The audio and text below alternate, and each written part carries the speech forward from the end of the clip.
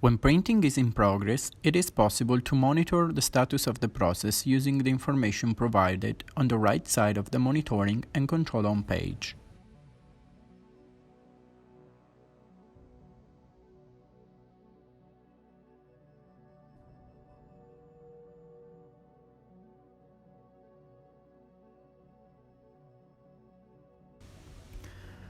By clicking the Settings button at the top right of the screen, it is possible to view on the left side the information relating to the printer and the resin cartridge installed. On the right side, the Utilities menu.